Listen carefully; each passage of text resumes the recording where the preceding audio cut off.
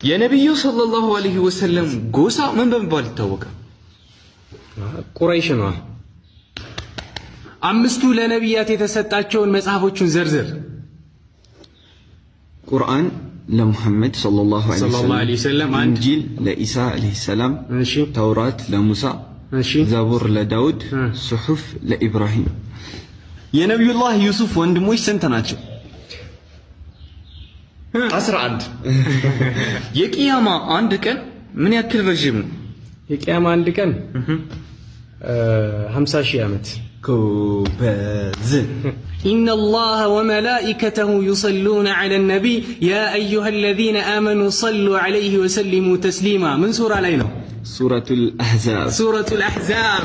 ብቸኛው ቁርአን ውስጥ የተጠቀሰው ቀሚስ የማን ቀሚስ ነው?